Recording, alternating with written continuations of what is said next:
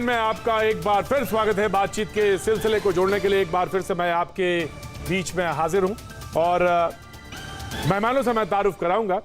आज का मुद्दा कश्मीर का ही है और जहां पे मैंने शो किया, लास्ट लाइव कर रहा था लाल चौक, वहां से बात कही। सिलसिले को जोड़ेंगे, हमारे साथ मेहमान भी जुड़ेंगे। कुछ बातचीत का सिलसिला मुझे और भी कहना है। कश्मीर से लौटने के बाद आज मुद्दा फिर से जो हम डिस्कस कर रहे हैं भैया जी कहिन में, वो कश्मीर ही है और कुछ वहाँ पर इंसिडेंट्स भी हुए हैं, उनको भी जिक्र ज़रूर होगा।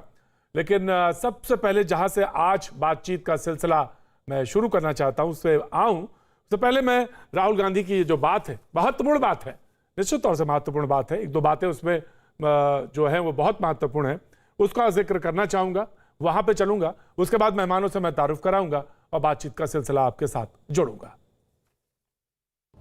मेरा परिवार इलाहाबाद में रहता था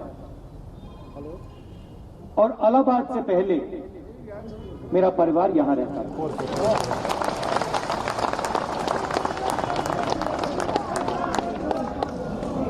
तो मैं ये कह सकता हूं, ज्यादा समय में यहां नहीं आया, मगर मैं ये कह सकता हूं कि मैं आपको थोड़ा सा समझता था।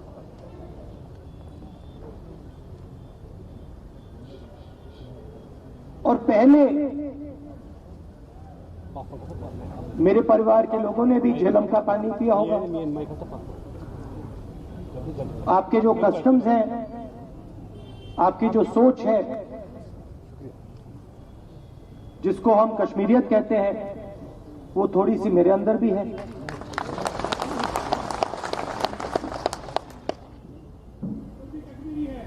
तो मुझे लगता है जब मैं फ्लाइट में यहां आता हूं तो मुझे लगता है कि मैं वापस आ रहा हूं, घर आ रहा हूं। तो जब मैं यहां आता हूं, राहुल गांधी कह रहे हैं, जब मैं यहां आता हूं तो मुझे लगता है कि घर वापस आ रहा हूं। यह बात सच है कि कश्मीर से उनका एक नाता जरूर है। आज का जो मुद्दा है, जो आज की बातचीत है, उसमें जो मेहमान हमारे साथ हैं, मैं उनसे आपका तारुफ और उनका नाम मैं आपको बता देता हूं। चरण सिंह सापरा आज कांग्रेस का पक्ष रखने के लिए हमारे साथ मौजूद हैं। बहुत बहुत शुक्रिया चरण भाई, थैंक यू सो मच। और हमारे साथ बीजेपी के राजीव जेटली कुछ देर बाद जुड़ेंगे। इरफान हफीज लोन साहब श्रीनगर से हमारे साथ होंगे। इमरान नबी डार साहब नेशनल कॉन्फ्रेंस के प्रवक्ता हमारे साथ श्रीनगर से जुड़ेंगे। और आपके सामने स्क्रीन पर सुशील पंडित, कश्मीरी पंडित हमारे साथ जुड़ रहे हैं। इनसे भी मैंने जब श्रीनगर में मौजूद था, जब मैं लाइव शो कर रहा था, इससे पहले मैंने इनसे बात करी थी, सुशील पंडित जी से। और आज की जो बात है सापरा साहब, उसमें उन्होंने कहा, एक बात कही जिसका मैं जिक्र करना चाहता हूं, और मैं ये मानता हूं कि ये बात सच है उनकी, जो बहुत महत्वपूर्ण बात है, और इसको कहने में कहीं कोई गुरेज नहीं होना चाहिए और कहा जाना चाहिए। अच्छी बात है कि प्यार और इज्जत से जो करवा सकते हैं वो हिंसा से मुमकिन नहीं है। ये बात बिल्कुल सच है। आप जब वैली में होते हैं, जब कश्मीर में घूमते हैं, तो ये बात लगती है तो कि आप हिंसा से कोई भी मसला हल हुआ ही नहीं आज तक, और प्रेम मोहब्बत से ही दूरियां कम होती हैं और चीज़ें मुमकिन होती हैं। लेकिन आज उन्होंने एक बात और कही कि संसद में हमारी आवाज़ दबाई जाती है, हम पेगासस, जम्मू और कश्मीर, भ्रष्टाचार, बेरोजगारी पर नहीं बोल सकते। यहां तक ठीक है। वे लोग देश के सभी संस्थाओं पर आक्रमण कर रहे हैं, इस पर भी हम बहस करते रहे, ठीक है। वो लोकतांत्रिक ढांचे और संविधान पर आक्रमण कर रहे हैं, ये भी ठीक है, यहां भी बहस करते रहे। लेकिन अब जो लाइन सापरा साहब मैं पढ़ रहा हूं, इस पर गौर फरमाइएगा। हिंदुस्तान पर इनडायरेक्ट और जम्मू कश्मीर पर डायरेक्ट आक्रमण है। ये लाइन मुझे समझ में नहीं आई, क्योंकि जब मैं वहां खड़े होकर लाल चौक पे कह सकता हूं कि इस मुल्क में एक ही संविधान, एक ही झंडा, एक ही आइन होगा, पार्लियामेंट का रिजोल्यूशन है, तो या तो ये मुझे समझने में गड़बड़ी हो रही है, या आप इसको क्लियर करेंगे कि हिंदुस्तान पर इनडायरेक्ट और जम्मू और कश्मीर पर डायरेक्ट आक्रमण, इसका मतलब सापरा साहब क्लियर करेंगे। 40 सेकेंड्स आपके हैं, उसके बाद 1 by 1। और जेटली साहब आपका भी स्वागत है, शुक्रिया। सापरा भाई, देखिए, जिस तरह से जम्मू कश्मीर के अंदर आज परिस्थिति है, मेरे ख्याल से उसी को ध्यान में रखते हुए श्री राहुल गांधी जी ने कहा है कि कश्मीर की जनता चाहती है कि पूरा स्टेटहुड मिलना चाहिए। ये बात भी राहुल गांधी जी ने कही है। स्टेटहुड का मतलब ये होता है कि अब लेफ्टिनेंट गवर्नर है तो उनकी जगह पर पूर्ण गवर्नर होने चाहिए। वहाँ के स्टेट का कैबिनेट जब भी बनेगा तो स्टेट की कैबिनेट को पूरी तरह से पावर होनी चाहिए हर निर्णय पर अपना डिसीजन लेने की। उसके बाद में वहाँ के जम्मू कश्मीर के जो लोग हैं उन्हें एक संवैधानिक गारंटी मिलनी चाहिए उनके ज़मीन के मामले में, और जो वहाँ पर सरकारी नौकरियाँ हैं उस मामले के अंदर उन्हें संरक्षण मिलना चाहिए। ये स्टेटहुड की मांग कांग्रेस पार्टी मेरे ख्याल से 6 अगस्त 2019 के कांग्रेस वर्किंग कमेटी के रेजोल्यूशन में भी था। उसके बाद में जो जून 2020 में रेजोल्यूशन हुआ उसमें भी था। कांग्रेस पार्टी हमेशा कहती आई है कि जम्मू कश्मीर और पीओके ये भारत का अभिन्न अंग है, इसको हमें सुरक्षित रखना है। और जिस तरह से आर्टिकल 370 का इम्प्लीमेंटेशन हुआ, हमने इम्प्लीमेंटेशन का विरोध किया था कि वहां पर जो मेन स्ट्रीम के नेता हैं, जो चुने हुए नेता हैं, उन्हें सलाखों के पीछे डाल दिया गया। वहां पर कर्फ्यू लगे रहे, वहां पर इंटरनेट तकरीबन 11 महीने तक इंटरनेट बैन रहा। वहां की आर्थिक परिस्थिति जो है वो पूरी तरह से बिगड़ गई। आज भी जम्मू कश्मीर की अर्थव्यवस्था जो है वो पटरी पर नहीं आई है। तो ये सारी बातों को मिला करके श्री राहुल गांधी जी ने कहा है कि जम्मू कश्मीर की हालत जो है वो सुधरनी चाहिए और वो केंद्र सरकार का दायित्व बनता है। जिन्होंने ये तमाम सारे निर्णय लिए हैं, अब उनका दायित्व है कि वो जम्मू कश्मीर की हालत को सुधारे। वहां पर जो आतंकवादी हमले हैं वो भी बंद होने चाहिए, अर्थव्यवस्था भी सुधरनी चाहिए। शुक्रिया। आपने कहा कि पीओके और कश्मीर देश का अभिन्न हिस्सा है और इसको क्लियर किया, और मैंने आपका जो स्टेटमेंट है उसी को लिया। आपने यहाँ पे, क्योंकि शो में आप ऑफिशियल प्रवक्ता हैं, इसलिए मैंने उसका क्लैरिफिकेशन आपने दे दिया और मैंने उसको स्वीकार किया। हाँ, पैनल पे लोगों को अगर इस पे एतराज होगा या पैनल पे लोग इसको उठाना चाहेंगे तो वो फिर उसका बहस का हिस्सा होगा। इरफान हफीज लोन भाई हमारे साथ मुलाकात है। मैं उनके दावत पे उनके घर तक नहीं जा पाया, कश्मीर में था, लेकिन माफी चाहता हूं, बहुत जल्दी कश्मीर में फिर से हमारी मुलाकात होगी। लोन भाई, आपका भी हफीज बहुत बहुत स्वागत है। मैं आपका भी बहुत शुक्रिया। इंशाल्लाह उम्मीद करते हैं आप नेक्स्ट टाइम आएंगे तो आप आएंगे। आप बिल्कुल बारामूला आऊंगा और बारामूला में शो करूंगा 100%। बहुत बहुत शुक्रिया। राजीव जेटली बीजेपी से आपका 30 सेकेंड्स आपके। राजीव जेटली, आपने चर्चा की शुरुआत करी कि हिंदुस्तान पर इनडायरेक्ट और जम्मू कश्मीर पर डायरेक्ट हमला है। हम देश में एक चर्चा सुनते थे शुरू से, लगभग 70 सालों से सुनते आ रहे हैं कि जम्मू कश्मीर भारत का अभिन्न अंग है। जम्मू कश्मीर के ऊपर एक प्रश्न था कि वो क्या भारत का अभिन्न अंग है या नहीं है, क्योंकि जम्मू कश्मीर हमारे देश का राज्य नहीं था। स्टेटहुड की बात करी जा रही, कभी स्टेटहुड की बात नहीं करी गई थी। हमेशा 370 और 35 एक बड़ी दीवार बना के रखा गया था। और 2019 के रेजोल्यूशन में कांग्रेस पार्टी ने खुले तौर पर कहा था कि अगर हमारी सरकार आती है तो हम 370 और 35A वापस बहाल करेंगे। ये अभी सप्रा साहब बोल नहीं पाए इस बात को, क्या वजह रही है मुझे नहीं पता। हमारे देश के अंदर पहली बार जम्मू कश्मीर की जनता ने महसूस किया कि मैं भी भारत का एक हिस्सा हूं, मैं भी भारत के सरकार द्वारा किए गए विकास का भागीदारी हूं, मुझे भी भारत में मिलने वाले सभी बेनिफिट मिलने चाहिए। मेरे प्रदेश में रहने वाले दलित, मेरे प्रदेश में रहने वाले पश्चिमी पाकिस्तानी और मेरे प्रदेश की महिलाओं को पूरे अधिकार वो होने चाहिए जो इस भारत देश के अंदर हर नागरिक को होते हैं। तो कांग्रेस पार्टी और राहुल गांधी जी ने कहा है, वायदा किया है कि अगर हमारी सरकार बनती है तो हम दलितों के अधिकार वापस ले लेंगे। महिलाओं में जो प्रॉपर्टी में उनकी भागीदारी होनी चाहिए वो नहीं मिलेगी। जम्मू कश्मीर में पश्चिमी पाकिस्तान के रहने वाले लोग वापस उसी जगह पे चले जाएंगे जिस हालातों के अंदर थे। जम्मू कश्मीर में वापस कत्लेआम शुरू होगा। जम्मू कश्मीर में वापस वैसी बड़ी दीवार बना दी जाएगी जिस दीवार के चलते इस देश का हिस्सा जम्मू कश्मीर कभी नहीं बन पाया। राइट साहब, आप चरण साहब बिल्कुल आप क्लैरिफिकेशन दीजिएगा, अभी नहीं, मैं आऊंगा आपके पास। इरफान हफीज लोन साहब 30 सेकेंड सर आपके। जी प्रतीक जी, मैं यही कहूँगा कि जो राहुल गांधी जी ने कहा और वो भारत जो सबसे ग्रैंड ओल्ड पार्टी है, जिन्होंने भारत की स्वतंत्रता के लिए भी लड़ा है और उस परिवार से जिन्होंने काफी कुर्बानी दी है। मैं यही कहूंगा कि जो यहाँ के भी राजनीतिक दल है, चाहे जितने रीजनल पार्टीज हो या बाकी कुछ दल है, उन सबका मानना है कि दिल्ली सरकार की ओर से यहाँ पर आक्रमण हुआ है और उसके साथ साथ कि ये मांग है कि यहाँ पर जल्द से जल्द जो हमारे हुकूक है वो बहाल होने चाहिए। हमारे राइट्स जो स्नैच किए गए 5 अगस्त को वो बहाल होने चाहिए। उसमें स्टेटहुड की रेस्टोरेशन भी है, उसमें फ्री एंड फेयर इलेक्शन भी ऑब्वियसली है।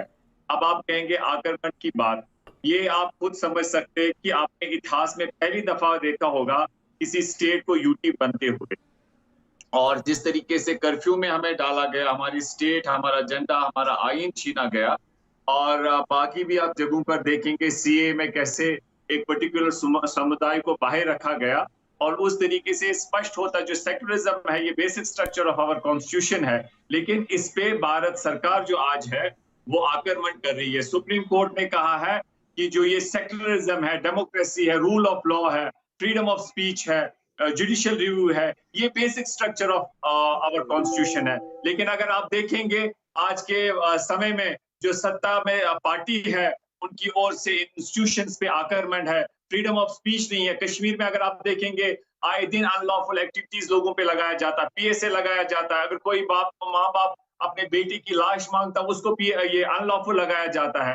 तो मैं समझता हूँ कि ये वाकई ही आक्रमण है, और जो राहुल गांधी जी ने बात सही कही है कि केवल कश्मीर में नहीं, अन्य राज्यों में भी आक्रमण चल रहा है। शुक्रिया साहब, बहुत बहुत शुक्रिया। इरफान हफीज लोन साहब वकील भी हैं और बारामूला से आते हैं, बहुत बहुत शुक्रिया। कुछ बातें कही हैं, मैं अपनी बातें बाद में रखूंगा, लेकिन इमरान सुशील जी मैं आपको लास्ट में बोलने को बोलूंगा। इसके बाद जो नेशनल कॉन्फ्रेंस से इमरान नबी डार साहब हैं, वो 30 सेकेंड सर आपके, और आपका ओपनिंग रिमार्क, उसके बाद सुशील पंडित जी।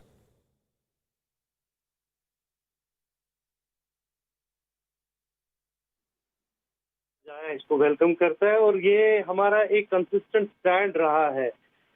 जब से एब्रोगेशन ऑफ आर्टिकल 370 हुआ है, तब से आप मान लीजिए पिछले 2 सालों से डेमोक्रेसी फ्रीज में है, और हिंदुस्तान जो कि सबसे बड़ी एक डेमोक्रेटिक कंट्री है, ये शोभा नहीं देता है कि एक ऐसा एरिया जो कॉन्फ्लिक्ट में गिरा हुआ था, जहां पर बहुत मसले मसाइल है, इसको आप दिल्ली से रूल करेंगे। इसमें जो ब्यूरोक्रेटिक इंटरफेरेंस है, उसकी वजह से हालात जो है बद से बदतर हो रहे हैं। सो इमीडिएटली जो हमने भी बहुत बार बोला है, जो हमने डिमांड रखी है कि एक रिस्टोरेशन ऑफ फुल स्टेटहुड हो, और जो हमने सुप्रीम कोर्ट में भी जो PIL दर्ज की है against illegal abrogation of some provisions of Article 370 and 37A, उसकी भी समाप्त जल्द से जल्द होनी चाहिए। और जो है ये डिमांड जो रखी गई है कांग्रेस की तरफ से, नेशनल कॉन्फ्रेंस इसको पूरी तरह से वेलकम करती है, और ये हमारा कंसिस्टेंट स्टैंड है। Right sir. Sushil Pandit ji 30 second आपके हैं, और उम्मीद करते हैं झंडा, कॉन्स्टिट्यूशन, डेमोक्रेटिक वैल्यूज कॉन्फ्लिक्ट में घिरा हुआ है, दिल्ली से कैसे रूल करेंगे। स्टेट थी, यूनियन टेरिटरी में तब्दील हो गई, 35 से 370 और ह्यूमन राइट्स, सारी चीज़ों का जवाब आपके पास है। 30 सेकेंड, उसके बाद डिबेट ओपन है और कोई भी कुछ बोल सकता है, और हम ये उम्मीद करते हैं एक के बाद एक बोलेंगे। जैसे ही सुशील पंडित जी का 30 सेकेंड खत्म होगा, उसके बाद डिबेट ओपन होगी। सुशील पंडित जी, आपका ओपनिंग रिमार्क। बहुत बहुत धन्यवाद प्रतीक जी। मैं सबसे पहले आपको साधुवाद देना चाहूंगा, आपको प्रणाम करना चाहूंगा। मैंने लाल चौक से आपका वो कार्यक्रम देखा, मैंने आपके उस आग्रह को भी सुना जब इरफान हफीज लोन कह रहे थे कि भारत के संविधान के साथ कश्मीर का संविधान जिंदाबाद, भारत के तिरंगे के साथ कश्मीर का झंडा जिंदाबाद। कार्यक्रम में आपने बाद में कहा कि एक संविधान, एक निशान, एक प्रधान।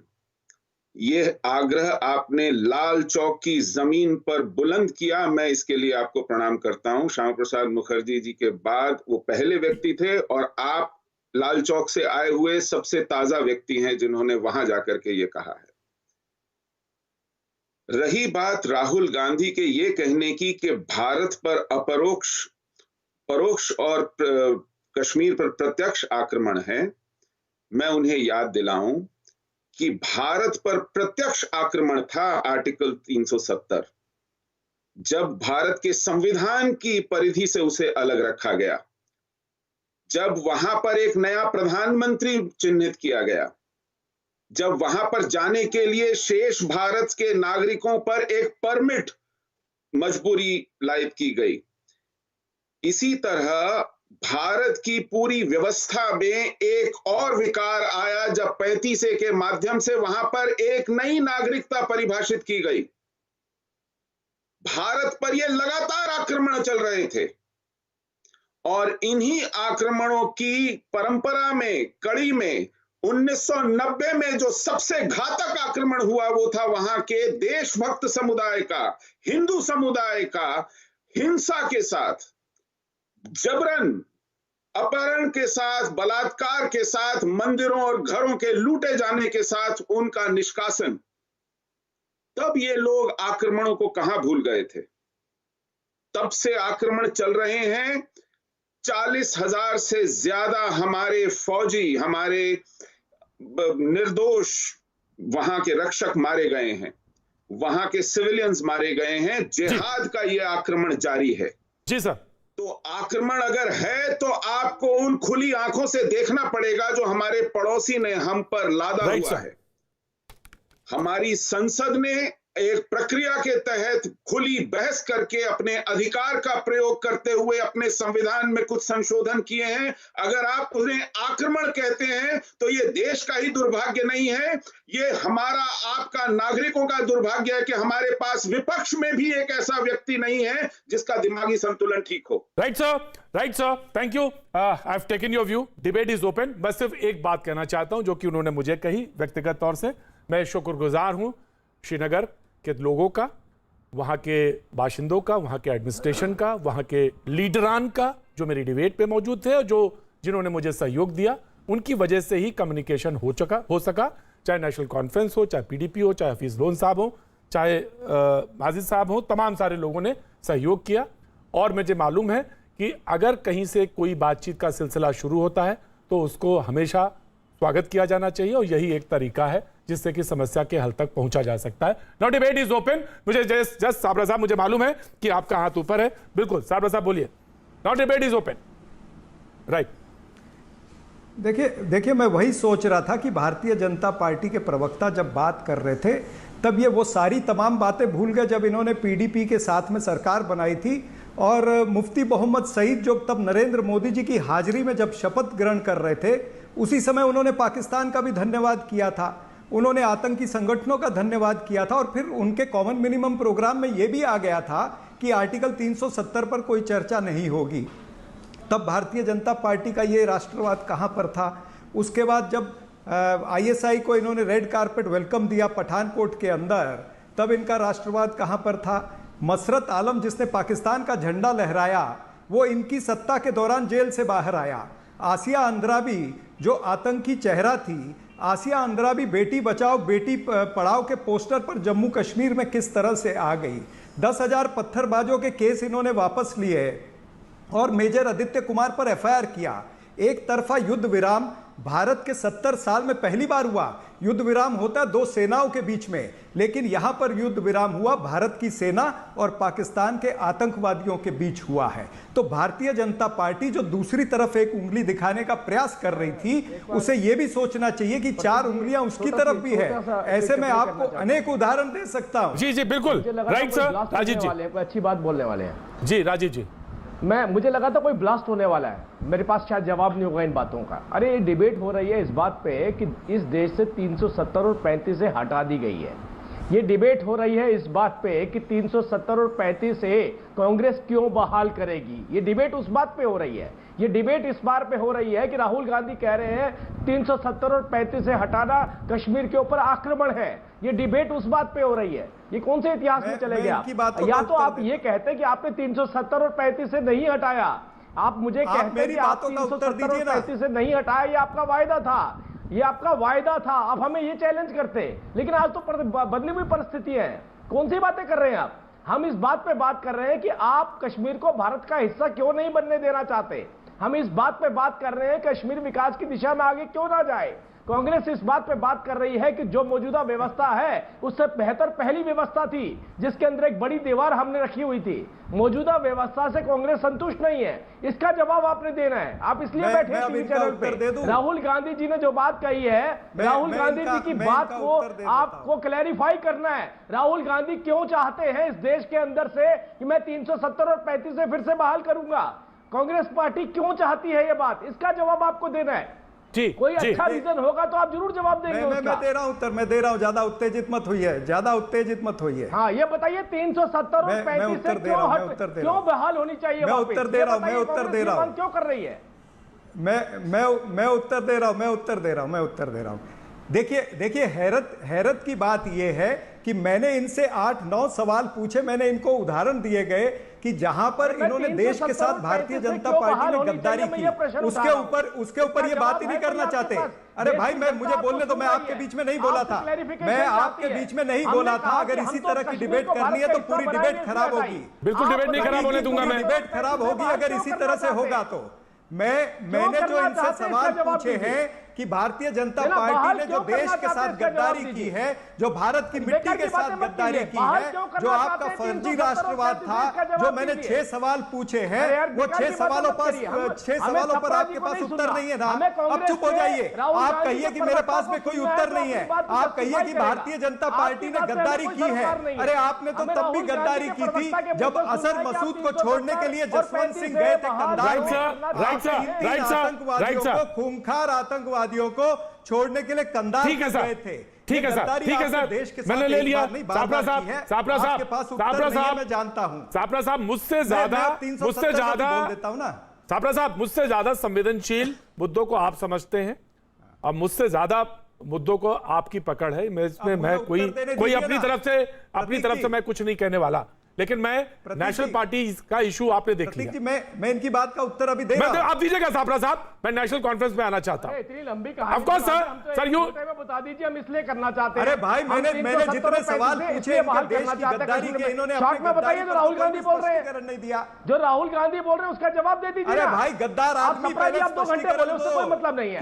राहुल गांधी ने ये बात क्यों कही? राहुल गांधी में जाकर के क्यों बैठे नरेंद्र मोदी? आप उसको जस्टिफाई करेंगे कि नहीं करेंगे? हो सकता है कोई अच्छी वजह आपको नजर आ रही हो 370 और 35 बेगानी शादी में अब्दुल्ला दीवाना बनकर के नरेंद्र मोदी नवाज शरीफ की गोद में जाकर के बैठे थे। इसका उत्तर आपके पास नहीं है।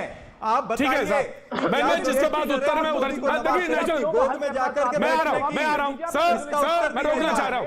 मैंने बीजेपी का सवाल सुना और फिर राष्ट्रवाद की बात करते हो। मैंने बीजेपी का सवाल सुना, सापरा साहब के सामने रखा गया, सापरा साहब ने 8 सवाल और पूछ दिए। ठीक है, ये तो ये हिस्सा हुआ एक। दूसरा सिरा है नेशनल कॉन्फ्रेंस के साथ। मैं उनके पास आता हूं और मैं सुशील पंडित जी को और हफीज लोन साहब तीनों को इन्वॉल्व करना चाहता हूं। मैं जानना चाहता हूं कि इमरान नबी डार साहब से कि 370 और 35A से इंच भर आगे निकल के हम इस पर बात कर सकते हैं क्या मैं सवाल रख रहा हूं डार साहब कि इस पर बात हो सकती है कि जो हमारे नौजवान हैं कश्मीर के, उन पर हम ये बात कर सकते हैं कि इंडस्ट्रीज को कैसे लाया जाए। हम क्या बात कर सकते हैं कि तमाम जो समस्याएं रोजमर्रा के जीवन में कश्मीर में रहे हैं और पिछले 30 सालों में वो दिखाई देने लगी हैं और परेशानी का सबब बनी हुई हैं। आप कहेंगे तो 1 2 3 4 करके वो भी गिनाऊंगा, वो उन पर बात करें पहले। ये हो सकता है या पहले अभी हमको वहीं रुके रहना चाहिए 35 से और 370 पे? मुझे डार साहब इस पर एक आपका क्लैरिफिकेशन चाहिए। डार साहब देखिए, आपके पास आप बहुत सीनियर जर्नलिस्ट हैं और मैं एक्सपेक्ट करता हूं कि आपके पास फिगर्स भी होंगे, और जो मैं फिगर्स आपको बोलने वाला हूं वो आप थोड़ा ध्यान से और आराम से बिना इंटरफेरेंस सुन लीजिएगा। 2019 से पहले जब एब्रोगेशन ऑफ आर्टिकल 370 हुआ, उससे पहले जो हमारे जो ह्यूमन डेवलपमेंट इंडेक्स के पैरामीटर्स होते हैं, जो डिफरेंट गवर्नमेंट एजेंसीज रिलीज करती हैं, उसमें J&K कहां पर था। और आज आप देखिए कि J&K की हालत कहां, जिसमें पॉवर्टी एलिवेशन है, जिसमें इन्फेंट मोर्टेलिटी रेट है, जिसमें जो रोजगार की आपने बात की वो कहाँ पर था। और दूसरी बात जो आप बोल रहे हैं, जब आर्टिकल 370 को एब्रोगेट किया, बीजेपी का बहुत बुलंदबाग दावे बीजेपी ने किए कि इतनी नौकरियां आएंगी, इतने प्रोजेक्ट्स आएंगे। मैं बस ये जो बीजेपी के स्पोक्स पर्सन बैठे, इनसे मैं बस एक सवाल पूछना चाहता हूं कि आपने इस 2 साल में क्या किया। एक व्हाइट पेपर आप मुझे बताइए कि 2 साल में कौन सी नई डेवलपमेंट हुई, कौन से नए प्रोजेक्ट आए। अब आप ये नहीं, एक सेकेंड, अब आप ये नहीं बोलिएगा कि हमने जी ये सारे प्रोजेक्ट्स जो आज चल रहे हैं ये पुरानी हुकूमतों ने स्टार्ट किया था, और ये आज आपका कोई प्रोजेक्ट आपने कोई इनिशिएट किया, एक प्रोजेक्ट, एक पावर प्रोजेक्ट कहीं पे इनिशिएट किया। अगर डेवलपमेंट की बात हो रही है तो ये एक नैरेटिव बनाया गया पूरी कंट्री में कि आर्टिकल 370 डेवलपमेंट को रोकता है, 35A जो है प्रॉपर्टी राइट्स को इंटरफेयर करता है। ये सरासर बहुत एक फॉल्स नैरेटिव बनाया गया, जिसकी कहीं पर सुशील पंडित जी, राइट साहब, सुशील पंडित जी, राइट साहब, मैं आ गया। सवाल जो है ये बीजेपी के स्पोक्स पर्सन के लिए, न कि सुशील। अच्छा, बीजेपी जी, ठीक है, ठीक है, राजीव जेटली जी जवाब दे दीजिए। राजीव जेटली, अगर जम्मू कश्मीर से आते हैं तो ये जानकारी इनके पास होनी चाहिए। 50 नए कॉलेज में 25,000 नई पोजीशन किसने क्रिएट की? हमने क्रिएट की। 3200 से 3500 मेगावाट प्रोजेक्ट की बात करी ना आपने, पावर प्रोजेक्ट की। 3200 से 3500 मेगावाट के प्रोजेक्ट किसने शुरुआत करी? हमने शुरुआत करी। ये बिजली किसने सप्लाई करी? हमने करी। हमारी ड्यूरेशन के अंदर 1600 किलोमीटर की सड़कें बनी। आपने कहा था पिछली बात मत करिएगा। अब सुनिए, 2-2 एम्स को मंजूरी किसने दी? 2-2 एम्स को मंजूरी किसने दी? हमने दी। आपने कहा आपने क्या किया। और तीसरी और सबसे महत्वपूर्ण बात, मैं गिनाने को बहुत कुछ गिना सकता था, लेकिन सबसे महत्वपूर्ण बात जो प्रतीक जी ने आज प्रश्न उठाया, क्यों ना हम डिबेट इस बात पे करें। अरे आप हमारे कपड़े फाड़िए इस बात पे कि विकास की दिशा में आगे जाना चाहिए कश्मीर, हम आपके साथ भागीदारी देंगे। और ज्यादा विकास चाहिए, और ज्यादा पैसा चाहिए। 80,000 करोड़ रुपए देश के प्रधानमंत्री नरेंद्र मोदी जी ने कश्मीर के विकास के लिए दिया। आपकी मांग होनी चाहिए 2 लाख करोड़ रुपए देना चाहिए। लेकिन आप देखिए, कोई भी राजनीतिक पार्टियां ये मांग नहीं कर रही है कि विकास की दिशा में कश्मीर को आगे लेके जाए। आप जल्दी से मैं आपको रोकता हूं, जल्दी साहब, राजीव जी, मैं 1 मिनट रोकता हूं। राजीव जी 1 मिनट रोकता हूं आपको, मैं आ रहा हूं। लोन साहब, हफीज लोन साहब, मैं उनको स्क्रीन पे लाना चाहता हूं। उन्होंने कहा कि आप मेरे कपड़े फाड़ सकते हैं इस बात पर लेकर कि आपने 2 लाख रुपए की बात की थी, 80,000 करोड़ की बात करी थी। आप कहिए 1 लाख करोड़ की क्यों नहीं दिया आपने? इस पर कपड़े फाड़ सकते हैं, लेकिन आप 3500 370 से ऊपर तो आइए, या वहीं पे अटके रहेंगे, या वहीं पे बात करनी है सिर्फ? जी, प्रतीक जी मैं बात कर सकता हूँ? Sure sir, sure. देखिए, सबसे पहले मैं सुशील जी ने जो बात रखी, वाकई आपने लाल चौक में जिस तरीके से किया, आपने वहां पर एक बहुत ही वो आपने टास्क था, आपने वो एक खास रचा, आपने लाल चौक में डिबेट किया, सब लोगों ने सहयोग किया। लेकिन उन्होंने जो बात कही, एक संविधान, एक प्रधान, एक निशान, मैं आपको ये बताना चाहता हूं कि जो पूरे वर्ल्ड में कहीं ऐसे मुल्क है जिनके स्टेट्स में अलग फ्लैग है, अलग संविधान है। और मैं आपको ये याद दिलाना चाहता हूं, सुशील जी एक नॉलेजेबल आदमी है, वेरी वेल रेड पर्सन है, उनको मैं बताना चाहता हूं, या तो वो जानबूझ के इस बात को छुपाते हैं कि हिंदुस्तान जो है, एक फेडरलिज्म हमारा जो है वो बेसिक स्ट्रक्चर ऑफ कॉन्स्टिट्यूशन है, जो केशव भारती नंदा केस में कहा गया, डेमोक्रेसी, रूल ऑफ लॉ, उसमें फेडरलिज्म भी है। तो उसमें फेडरलिज्म में ये गुंजाइश है, अगर 370 होता भी नहीं तब भी आपके पास परमिसिबल है कानूनी तौर, आप झंडा, आईन ये सब दे सकते हैं। और उसके साथ साथ मैं आपको ये बताना चाहता हूं, जो आप कह रहे हैं बात, मैं आपको ये कहना चाहता हूं कि यहाँ पर डेमोक्रेसी पे आक्रमण है। यहाँ पर एक स्टेट को आपने, यूटी को आपने स्टेट बनाया। फेडरलिज्म में ये डेमोक्रेसी में गुंजाइश होती है, और भारत का संविधान आर्टिकल 3 कहता है अगर आपको स्टेट को यूटी बनाना होगा या बाइफरकेट करना होगा, वहां की असेंबली को पूछे, आपने नहीं पूछा, उसका मतलब फेडरलिज्म पे, डेमोक्रेसी पे, रूल ऑफ लॉ पे हमला है। इसी तरीके से मैं आपको ये बताना चाहता हूं कि जो आप यहाँ पर कोई फ्रीडम ऑफ स्पीच कोई बात करता है तो आप उसको NIA, CBI, अनलॉफुल, PSA उसमें डाल देते हैं। तो आपको मैं संक्षेप में कहना चाहता हूं प्रतीक जी, जम्मू कश्मीर में अभी आप डेवलपमेंट की बात करें, मैं वसूख से ऑनेस्टली कह रहा हूं, जैसे रूटीन में काम होता है वो भी नहीं हुआ है भाजपा या 370 हटने के बाद। राइट सर, मैं मुकम्मल कर रहा हूं, लेकिन जम्मू कश्मीर एक गवर्नेंस का ये मसला नहीं है, रोटी कपड़ा मकान का मसला नहीं है, वो मिलना चाहिए। यहाँ पर मैंने परसों भी आपको कुछ दिन पहले कहा, यहाँ पर 1 लाख लोग मारे गए हैं, 3 जंगें हुई है। हिंदू कश्मीर में आप किसी को डस्टबिन से खाना नहीं खाते हुए देखेंगे, कोई शेल्टर के बिना नहीं है। राइट सर, यही पॉइंट है, मैं यही पॉइंट कह रहा था कि कश्मीर गवर्नेंस का राइट सर, वो गवर्नेंस का मुद्दा नहीं है, वो रोटी कपड़ा मकान का मुद्दा नहीं है, वो मुद्दा आप कहते हैं पहचान का है। ऑफ कोर्स मैंने साफ कहा, आप कहते हैं पहचान का है, बहुत साफ गोई के साथ और बहुत अच्छी तरह से बहस हो, ये बहुत जरूरी है। इमरान नबी डार साहब आप बोल लेते, मैंने काटा नहीं था, लेकिन आपकी आवाज मेरे पास तक नहीं आ रही थी, इसीलिए ऑफ कोर्स सुशील पंडित जी आप ही जवाब देंगे। वक्त एक छोटे से ब्रेक का, ब्रेक के बाद आपसे इनिशिएट करेंगे, वक्त एक ब्रेक का। भैया जी कल में आपका एक बार फिर स्वागत है, बातचीत के सिलसिले को एक बार फिर से जोड़ेंगे। जो समय बचा है उसमें मैं चाहूंगा कि बहस हो जाए, बातचीत हो जाए, लड़ाई झगड़ा ना हो तो बहुत अच्छी बात हो, क्योंकि मैं ये मानता हूं कश्मीर पे एक बहुत सेंसिटिव मुद्दा है इस लिहाज से कि बहुत सारे मसले हैं वहां पे और लोगों की आवाज, लोगों की बात एड्रेस हो, ये सबसे जरूरी चीज है। राजनीति अपनी जगह है। जी सुशील पंडित जी आपको रिस्पॉन्ड करना है, आप प्लीज रिस्पॉन्ड करिए। मैं आ रहा हूं सापरा साहब, मैंने आपके हाथ देख लिया, बिल्कुल ऑफकोर्स साहब, सापरा साहब आता हूं। सुशील पंडित जी प्लीज। बहुत बहुत धन्यवाद, आपने एक बहुत शालीन बहस चलाई है।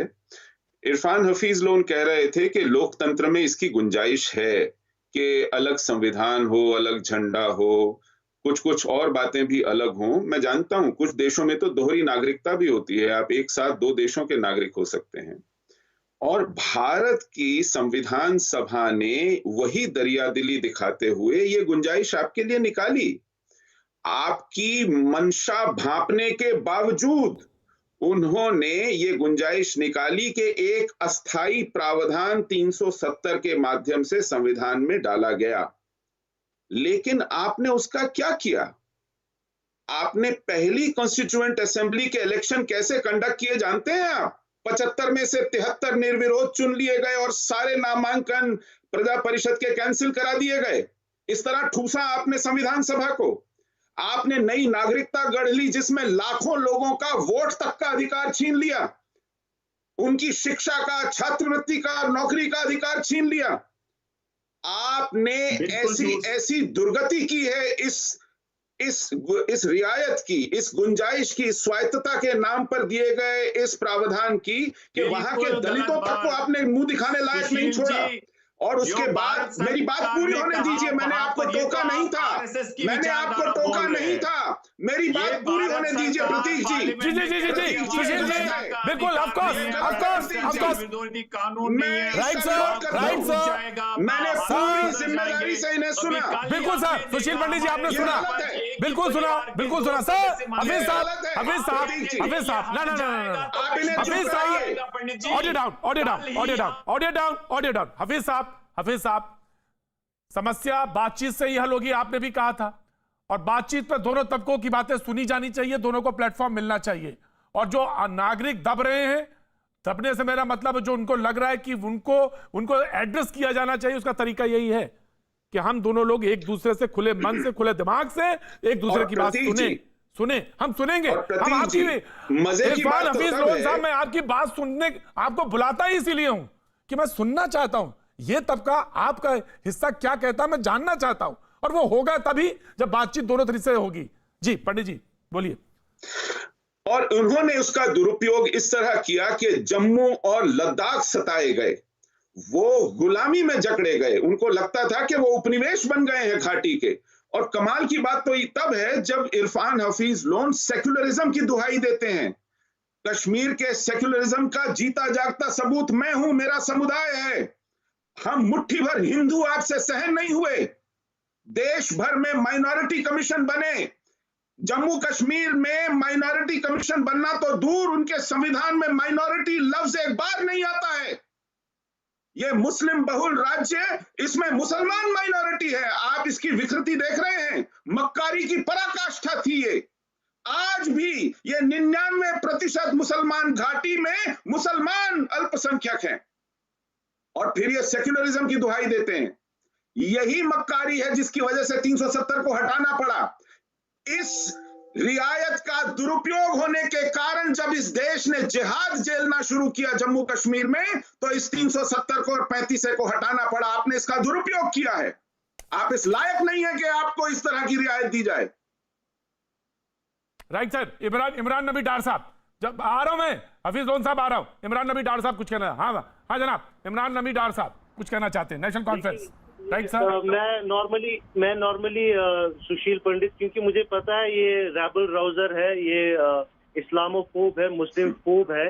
इनका यही एक एजेंडा है हर किसी डिबेट में इनको सिर्फ और सिर्फ मुसलमान को टारगेट करना है। ये बताइए, ये गलत कहा उन्होंने? माइनॉरिटी कमीशन वाली बात गलत कही या सही? माइनॉरिटी कमीशन वाली बात सही या गलत? नबी डार साहब बताइए। मैं तो लॉजिक पे जानना चाहता हूँ। 99% मुस्लिम जम्मू कश्मीर में माइनॉरिटी नहीं है। मुझे बताइए, वहां पे माइनॉरिटी है, तो ये बात गलत है या सही है? जवाब दीजिए ना। आप कंप्लीट नहीं, मुझे पहले बात तो करने दीजिए ना। आप मुझे बताइए, ये जहर नेशनल मीडिया पे हर दिन repeat mode on continuously against मुस्लिम, जो ये एक कॉल देते हैं, जीनोसाइडल कॉल अगेंस्ट मुस्लिम, उसकी रैमिफिकेशंस आज आपको दिल्ली में दिख रही हैं, जहाँ पे openly people are asking for genocide. जवाब नहीं देंगे तो ये सारा इनकी वजह से, ये जो इन्होंने रैबल राउजिंग की है, एक इस्लामोफोबिक स्टेटमेंट। और मैं आपसे गुजारिश करता हूं कि ऐसे लोगों को स्टूडियो में कोई स्टेटमेंट, इनको ऐसी जब ये स्टेटमेंट मारे, इनको रोकना चाहिए। इससे पूरी कंट्री में कम्युनल माहौल बन जाता है। ये हिंदू और मुस्लिम को लड़ाना चाहते हैं, इनका काम बस यही है, इनका एक एजेंडा यही है, हिंदू और मुसलमान आपस में हमेशा लड़ते रहे। भाईजान मैं तो एक बात जानता हूं। भाईजान मैं एक ही बात जानता हूं। इमरान नबी डार साहब, मैं तो भाईजान एक ही बात जानता हूं। मैं आ रहा हूं चरण सापरा से, एक ही बात जानता हूं। एक बात जानता हूं भाईजान, अगर लकीर छोटी लग रही है, लकीर छोटी लग रही है तो लकीर को मिटाया ना जाए, उसके बगल में एक बड़ी लकीर खींच दी जाए। और इसका एक ही तरीका है। एक सेकेंड, जब अनफॉर्चुनेटली पंडित एक्सोडस हुआ, आई वॉज वेरी यंग, मैं शायद 6 साल का या 7 साल का था उस टाइम पे। You can not blame me for that. आप मुझे उसलिए ब्लेम नहीं कर सकते। आप हमेशा आते हैं और आप you start blaming me. Why are you blaming me? मैंने तो नहीं किया ना। वो कोई इंडिविजुअल था। आप रिप्रेजेंट कर रहे हैं एक पार्टी को, you are not there representing yourself. आपको पार्टी की कोई इन्वॉल्वमेंट नहीं। आपको शायद ये पता नहीं होगा, हमारे 5000 से ज्यादा लोग हमारे मारे गए। We are victims of this conflict. Sushil Pandit ji, एक सवाल मेरा भी है। सुशील पंडित जी, एक सवाल मेरा भी है जी, आपसे ही है जी। और वो सवाल ये है कि इमरान नबी डार साहब ने एक सवाल रखा कि मेरा क्या दोष है?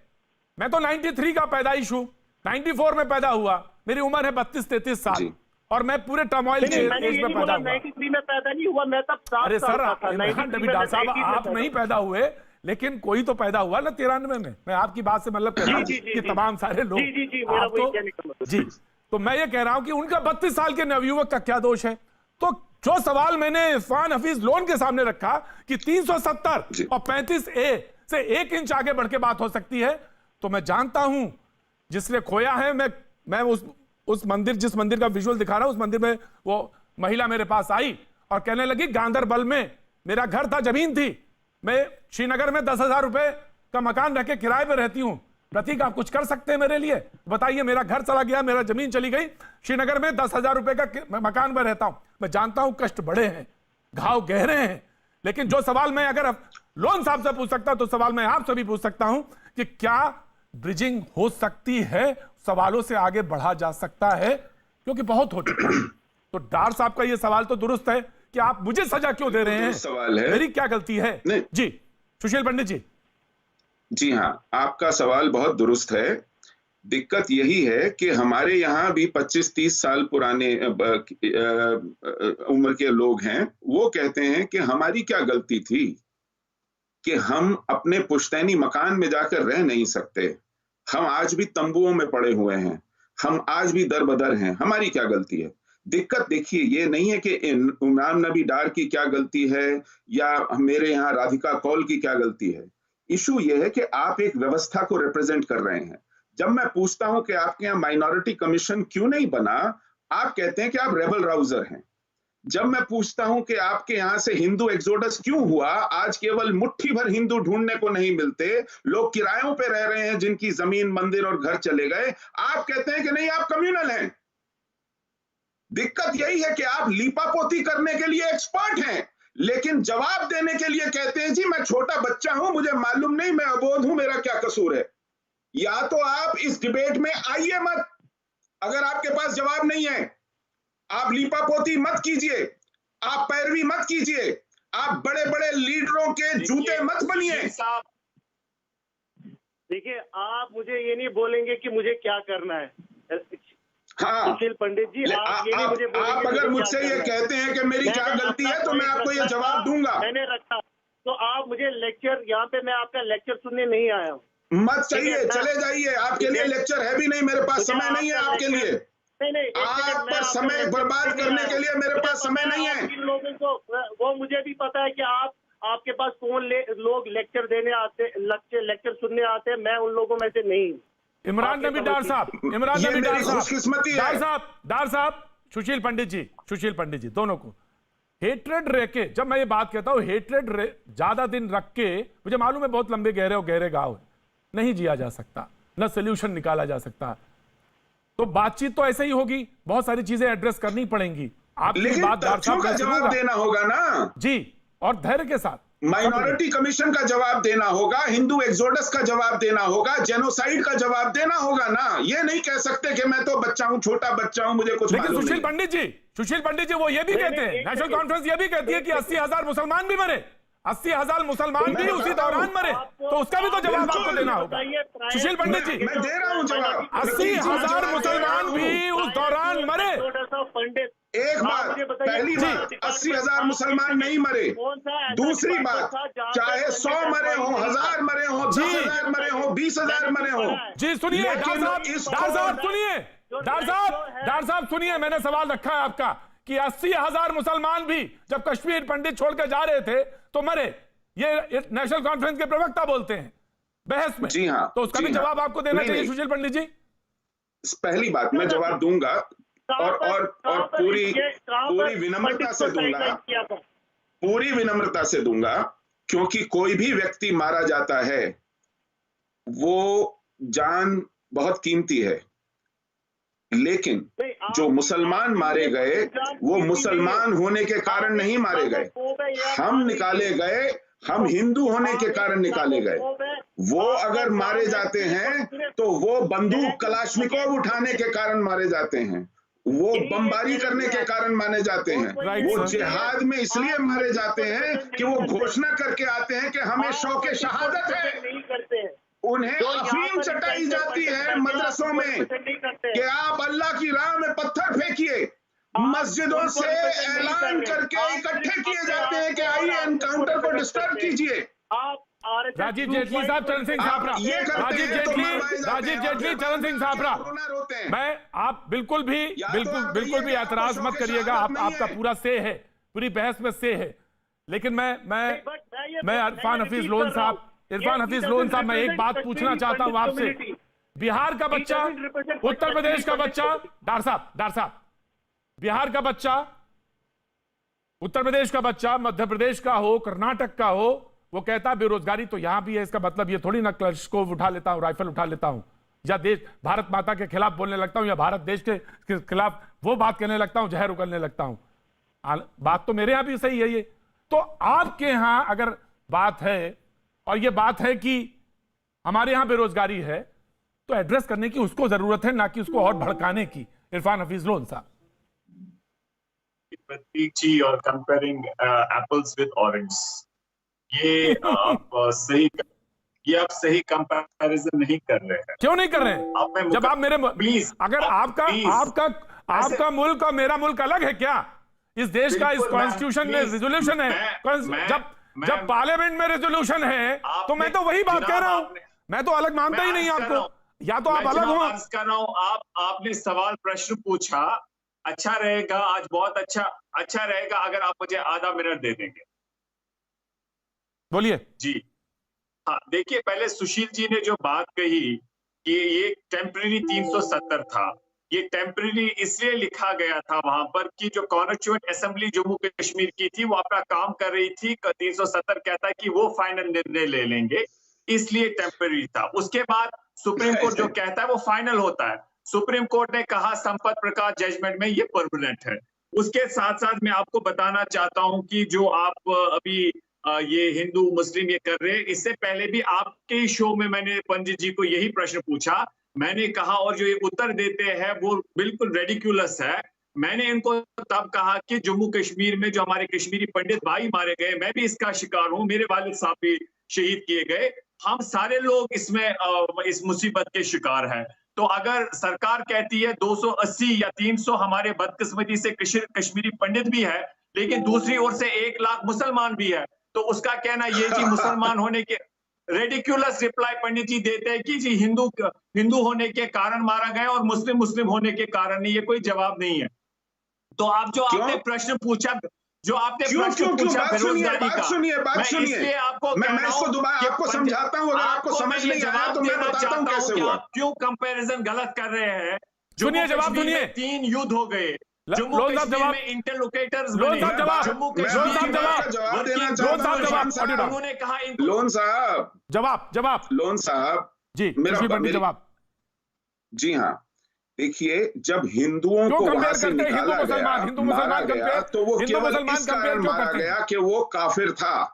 आपने अल सफा में और आफ्ताब के पहले पन्ने के ऊपर नोटिस पड़े होंगे हिजबुल मुजाहिदीन के, वो कह रहे थे कि काफिरों घाटी खाली कर दो। 4 जनवरी और 6 जनवरी 1990 में ये पहले सफे पर इन 2 अखबारों के नोटिस छपे थे। उससे पहले लोगों को मारा जाना शुरू कर दिया गया था। मुसीबत झेला। इसी तरह वंदहामा में, सुनिए बात सुनिए, नड़ी मार्ग में, वंदहामा में, संग्रामपुरा में, छत्ती सिंहपुरा में लोग क्यों मारे जा रहे थे? क्योंकि वो हिंदू थे या सिख थे।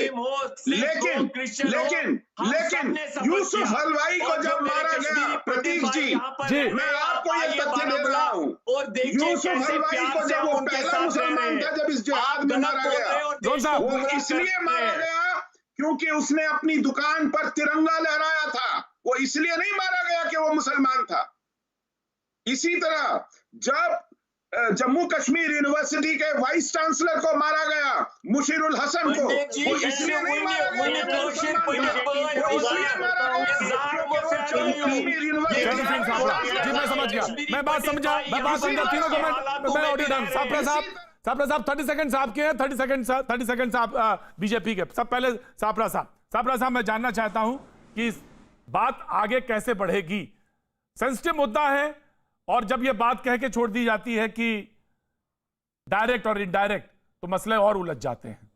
ना उलझे, रास्ते पे दिखाई दे, बड़ी पार्टी है, अपोजिशन में है आप, जिम्मेदारी बड़ी है आपकी। सापरा साहब देखिए प्रतीक जी, बात यह है, कुछ दिन पहले भी प्रधानमंत्री आदरणीय नरेंद्र मोदी जी ने एक जुमला कहा था, दिल्ली से दूरी दिल की दूरी, उन्होंने ये बात कही थी। अब ये जुमलों की चोट से वोट लेना चाहते हैं। सवाल यह है कि ये वोट तो चलो आप ले लोगे, लेकिन वहां की परिस्थिति कैसे ठीक होगी? जब जम्मू कश्मीर की जनता चाहती है पूर्ण राज्य का दर्जा हमको मिले, तो फिर भारतीय जनता पार्टी की सरकार क्यों नहीं पूर्ण राज्य का दर्जा देना चाहती है? क्यों नहीं उनको कॉन्स्टिट्यूशनल गारंटी आप जल्द से जल्द देना चाहते हो? साहब कब दे रहे हैं? हालांकि गृह मंत्री तो कह रहे हैं, बताएं आप। मुझे बात पूरी करने दीजिए सर, टाइम नहीं है सर, मैंने करीबन 20-25 मिनट मैंने सब, मैं जानता हूं, मैंने माफी मांगी इसलिए। जेटली साहब जवाब एक सवाल का जवाब, मैं माफी मांगी सापरा साहब आज जी। देखिए, देश के गृह मंत्री जी ने इस बात को स्पष्ट किया कि बहुत जल्द जब हालात पूरी तरह से सामान्य हो रही है वो मिलना चाहिए, का दर्जा भी देंगे। लेकिन प्रतीक जी यहाँ पर ये नहीं ना प्रतीक एक बीच में प्रतीक भाई साहब ये इस तरह से डिबेट नहीं चलनी चाहिए। प्रवक्ता प्रतीक भाई साहब आई प्रोटेस्ट बात कही, प्रतीक जी आई प्रोटेस्ट। जी अच्छा जेटली साहब आप रुक जाइए, जेटली साहब आप रुक जाइए, पूरी होने दीजिए। सापरा साहब को बोलने दीजिए, सापरा साहब बोलिए। प्रतीक जी मेरी बात पूरी क्यों नहीं होने दे रहे हैं आप? बोल लीजिए, आप बोल लीजिए, सापरा साहब आप बोल लीजिए। हाँ, हाँ, बोलिए। तो मेरे 3-4 सवाल है। एक तो पूर्ण राज्य के दर्जे की बात मैंने कह दी आपको। जी। दूसरी बात जो मैं कह रहा हूं कि वहां की जनता जो चाहती है कि यहां पर सारी अर्थव्यवस्था सीधी होनी चाहिए, उसके ऊपर ये सरकार की क्या कार्रवाई है? जब आप बड़े बड़े जुमले कहते हैं, आपने कह तीसरा दिया कि सवाल, 80,000 तीसरा करोड़ सवाल, का हमने साबरा साहब, पैकेज तीसरा दिया सवाल, है, तो वो साबरा साहब, 80,000 करोड़ का पैकेज जो है, तीसरा 80,000 सवाल, करोड़ साबरा का साहब। पैकेज जो है, उसका व्हाइट पेपर इशू करिए कि आप लोगों ने वो 80,000 करोड़ रुपए किस तरह से बोलने वितरण का किया। ये तो बता आपने जाइए, किस राहुल तरह गांधी से 370 और 35 से वापस बहाल क्यों करना चाहते हैं? आपने घर जाते जाते ये तो बता दीजिए, एक घंटे की डिबेट खत्म हो गई, आप अभी बना तक के दी पूछ कि रहे नहीं दी हैं। है। ये ये देश तमाम पूछ सारी रहा है, बातों पर प्रतीक जी पता नहीं स्पष्टीकरण मुझे मौका भारतीय देंगे जनता कि पार्टी मुझे को मालूम देना है। चाहिए कम ना। से कम कांग्रेस खाली के बातें प्रवक्ता करते इस हैं और बात को जुमले तो बोल के स्पष्ट निकल करके जाते जाएं। हैं। मुझे मालूम है एक स्फीयर ये है जो सामने स्क्रीन पे इस वक्त था, एक स्फीयर ठीक नीचे इरफान हफीज लोन, इमरान डार और कश्मीर पंडित सुशील जी का है। ये एक स्फीयर ये है, और इन दोनों स्फीयर्स के बीच में कहीं ना कहीं सेंटर पॉइंट लाना है, जो कश्मीर के तमाम सारे लोग चाहते हैं कि ये सारे लोग बैठ के एक रास्ता मिले, जो बहुत दिनों के बाद एक खुशनुमा शाम देखने को कश्मीर की वैली को मिले। वो आज जरूरत है जी, जरूरत है, बहुत जरूरत है, और ये होगी तभी जब डायलॉग्स लगातार होते रहेंगे। बहुत बहुत शुक्रिया आप सभी का। आज अभी सिर्फ इतना, आर पार का वक्त।